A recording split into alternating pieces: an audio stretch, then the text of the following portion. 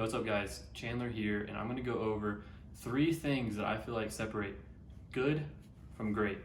And so what I wanna do today is really hit on these 3 points. And the first point would being a problem solution mentality.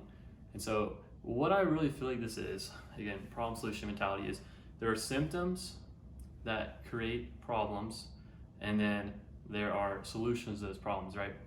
Now, let's take these symptoms and break them down to what's causing the symptom, right? And that's really the problem that we're trying to attack. So like the problem that most people see is the symptom. But what I want to do is uncover the symptom to what's causing that symptom. And then using that, determining the problem, and then you can create a simple solution. And like in essence, this sounds like, oh, there's tons of problems, there's tons of solutions, and it's super basic. But like for example, if I was gonna go to a doctor for knee pain, and I'm sure a lot of you know this, but your knee pain may be caused by like tightness in your shoulder. And it's really weird how this all works. It works the same way in your business, right? So it might be something simple as like, I'm not getting enough contracts, right, for my wholesale business. Well, your problem may be that you're not doing good enough with the opportunities that you're presented with, or that you're not getting enough opportunities to begin with. And what this means by opportunities is I just simply mean, are you getting enough leads? Or are you giving quality, converting on the offers you're giving to sellers, right? So basically, with that being said, you have this first part, right? There's gonna be like a conundrum or a dichotomy. If you've read Jocko, any of his books, I just read one called The Dichotomy of Leadership. One of the things is there's a balance to everything, right?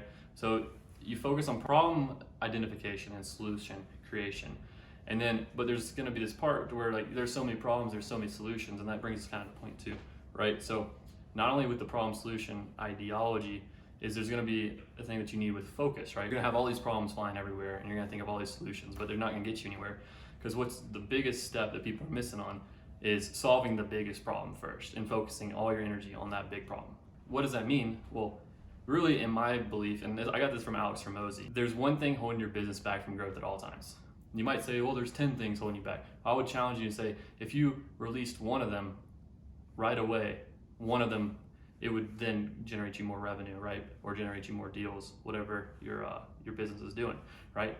And then that next one that's a little bit lower, holding you back a little less, will then be your bottleneck. And then you release that bottleneck and you'll grow to the next restriction and then to the next one. And you keep solving that number one big bottleneck and you'll of course grow. It's inevitable. So that's the second part, is being able to determine where to put your focus.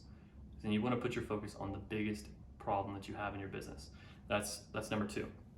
Number 3, not only can you identify the problems and create the solutions and identify which ones are the most valuable and the big, like quote unquote, your biggest bottleneck in your business that's gonna, when you release that bottleneck, it's going to result in a lot of growth.